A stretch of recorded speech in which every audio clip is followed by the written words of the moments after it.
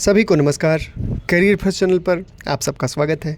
आज का डिक्टेशन लिखने के लिए तैयार हैं। Ready start.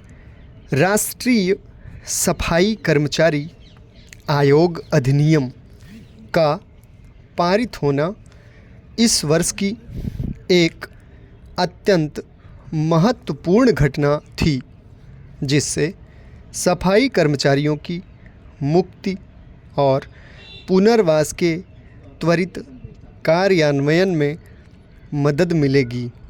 राष्ट्रीय आयोग का गठन किया जा रहा है।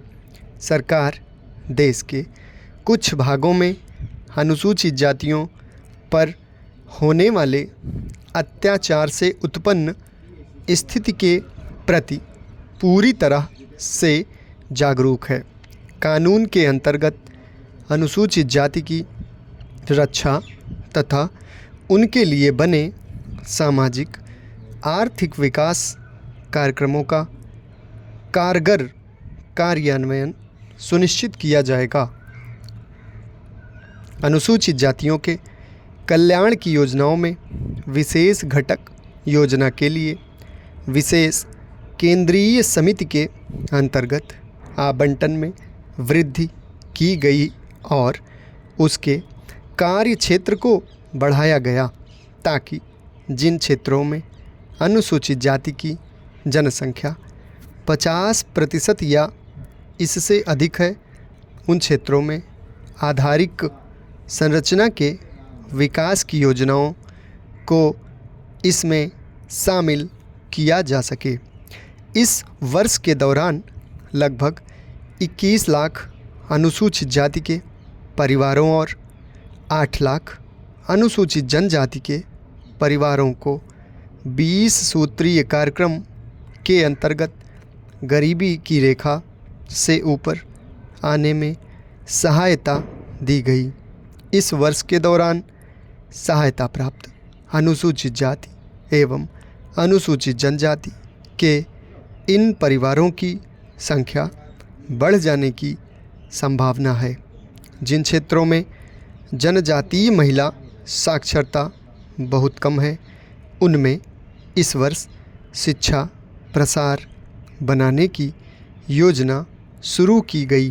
अब तक ऐसे 13 प्रसारों को मंजूरी दी गई है। भारत सरकार की सेवाओं में अन्य पिछड़े वर्गों के लिए रिक्तियों का चिर प्रस्तावित 8 सितंबर 1993 को तब साकार हुआ, जब मौजूदा सरकार ने अन्य पिछड़े वर्गों के लिए 27% आरक्षण के आदेश जारी किए।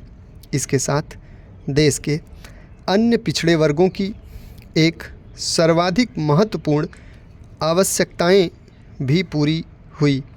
डाटा हब रचनाओं के क्षेत्रों में प्रकाशन से संबंधित कार्य को आगे बढ़ाया गया और हिंदी, तमिल, गुजराती प्रत्येक में 2-2 खंड प्रकाशित किए गए।